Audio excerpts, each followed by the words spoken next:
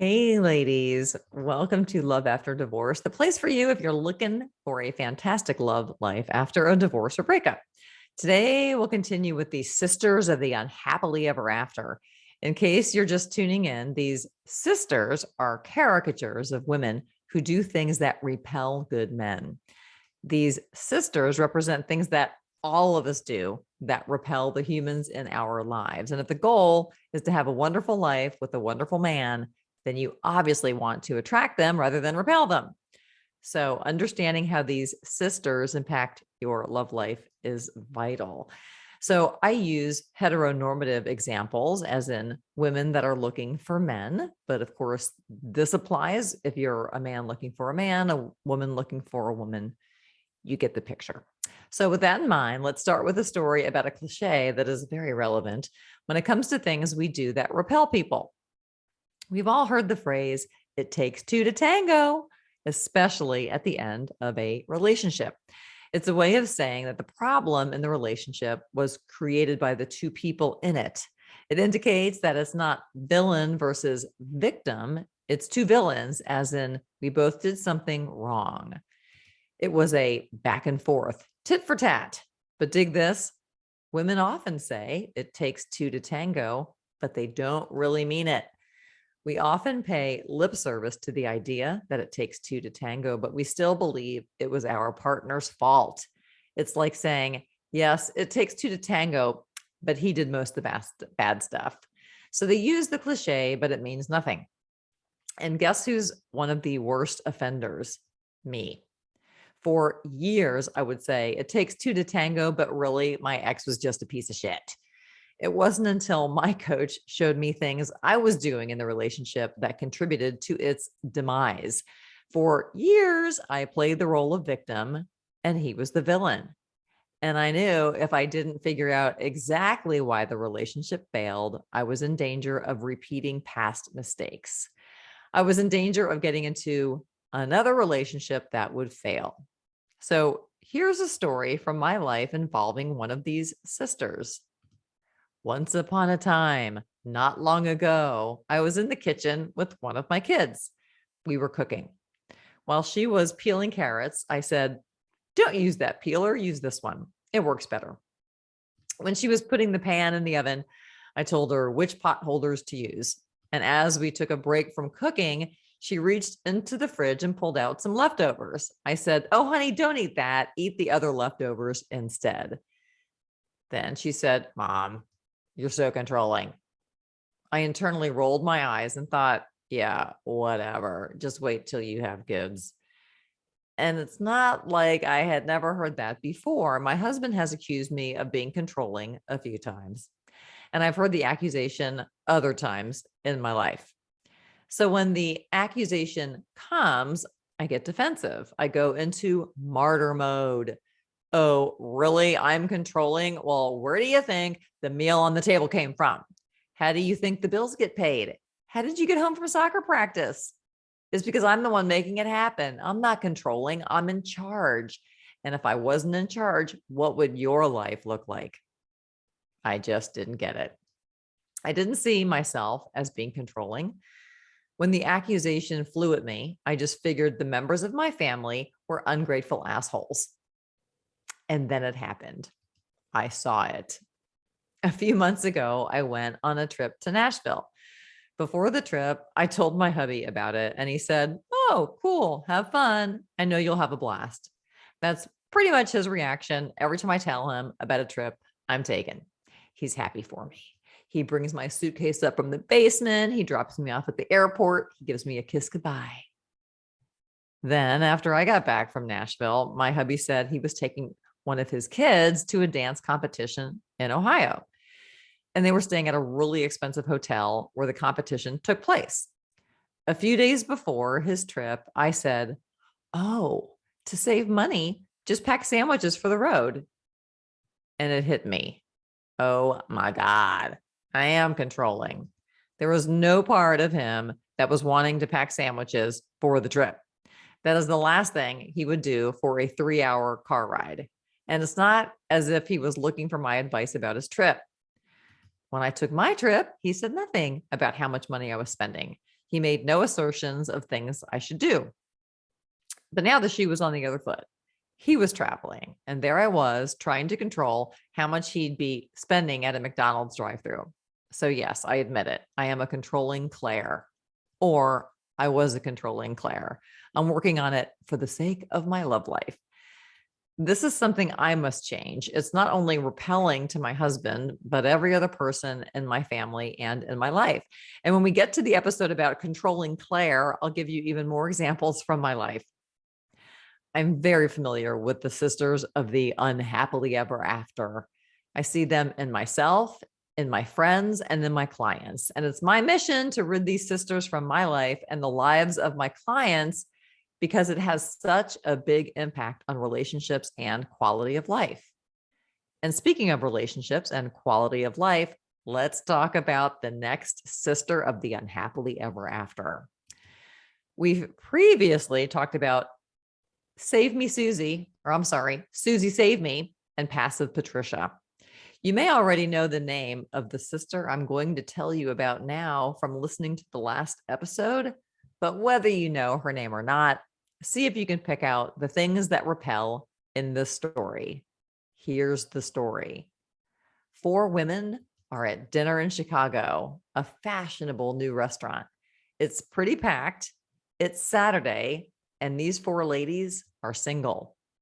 3 of the women have known each other for years. The 4th woman is new to the group. The 3 friends met her at a pickleball lesson and invited her to join them because she said she was new in town. So the restaurant is bustling. You can hear laughter, chatter, wine glasses clinking, and classical music playing in the background. Most of the people are between 30 and 50. Well-dressed, a little nervous, a lot excited. There's a buzz in the air. You can feel it. The ladies have been at the table for about 5 minutes. The server comes over to take their drink order. The first 3 ladies say, a mojito, a Diet Coke, and I'll take a glass of Chardonnay. Anything is fine. After a few beats, new lady says, do you have any good Shiraz, or should I just drink water? The 3 other ladies chuckle nervously. The server brings a wine sample for new lady.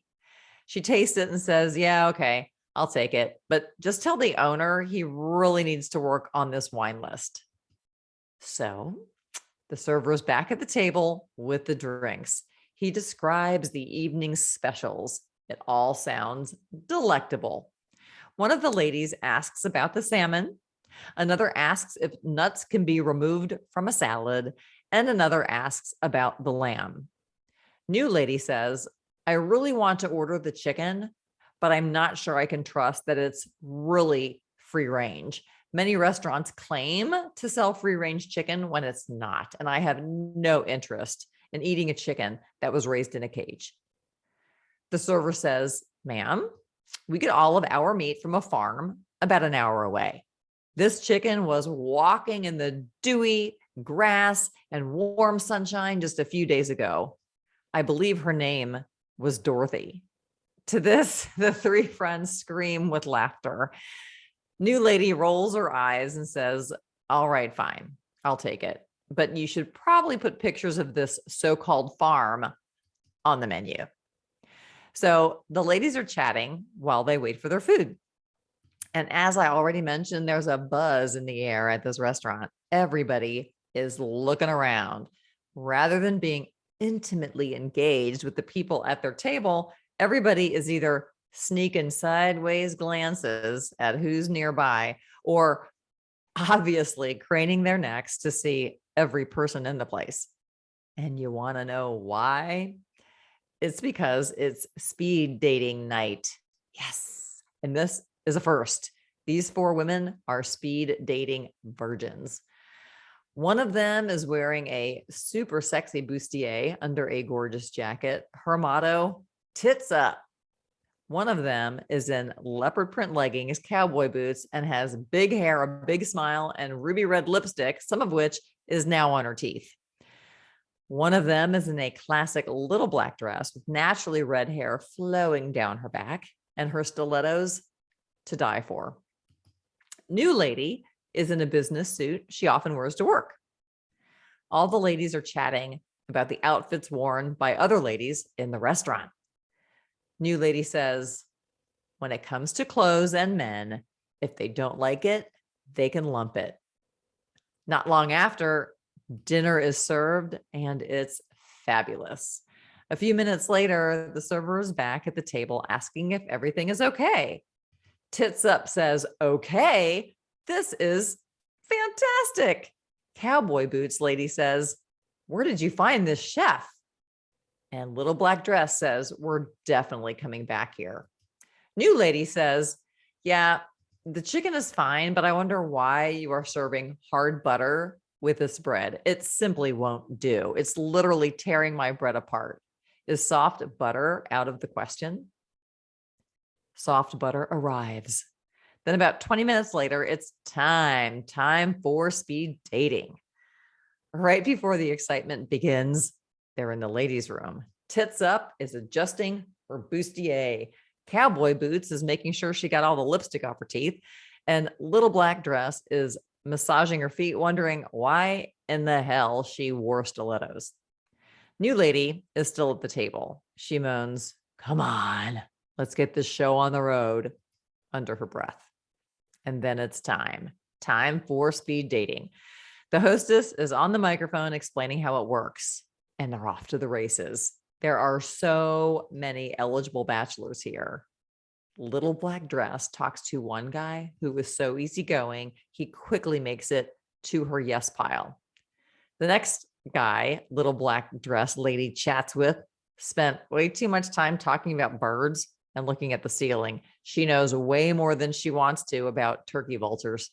And then, holy smokes, the next guy to sit down looks like Ryan Gosling. Remember that movie, Crazy Stupid Love? Like that. Super ass hot. He asks her, what brings you joy? Little Black Dress is tongue-tied and searching her blank mind for something to say when she overhears the new lady at the next table. New lady is sitting with a guy who oozes happiness. You know, one of those guys who was always smiling and saying kind things. After quick introductions, new lady says, it's nice to meet you too. But just so you know, I'm not looking for any cheaters. So if you're a cheater, you can just leave now. Little Black Dress and Ryan Gosling stop talking mid-sentence. They look at each other as if to say, oh boy. And so the speed dating event continues. The room is alive. Laughter, nervous giggles, polite questions, handshakes, hugs, phone numbers entered into cell phones.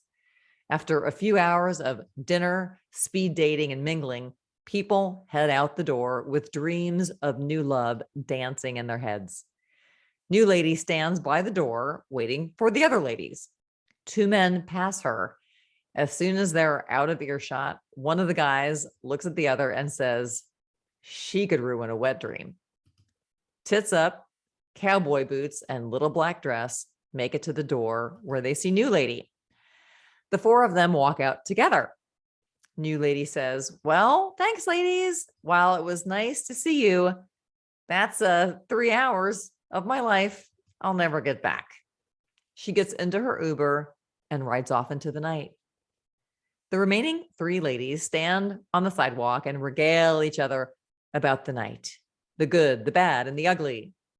Little Black Dress has a date set up with Ryan Gosling. Tits Up has 3 dates set up. 3. She's already picking out outfits in her mind. And Cowboy Boots has 5 new men in her smartphone and worries about having time for all of them. Right before they part ways, Tits Up asks about new lady. Little Black Dress tells them about what she overheard new lady say. You know, the line about the cheaters.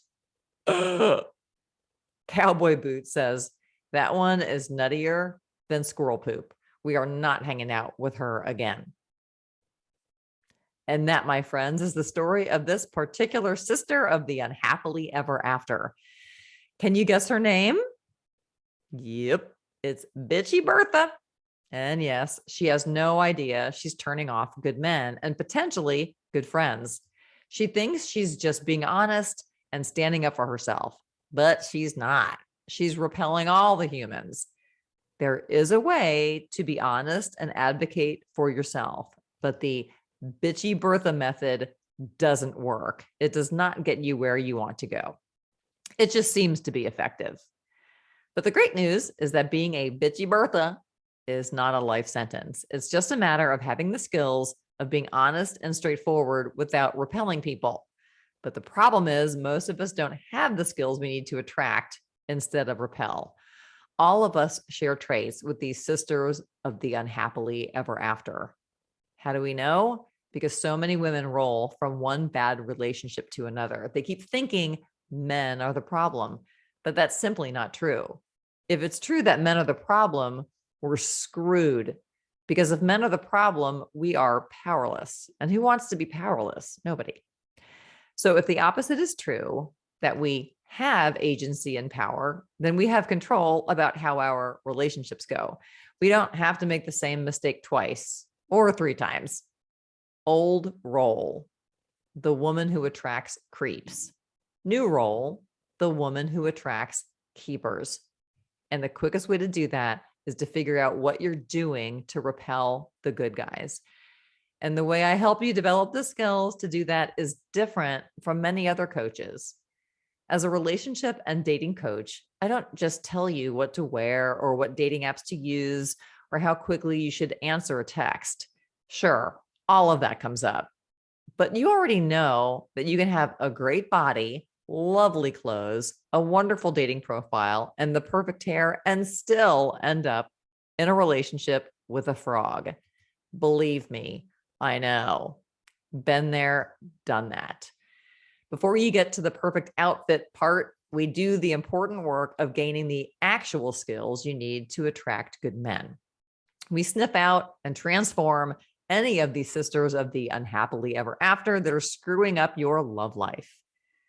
There are plenty of great guys out there. Think of yourself like a magnet.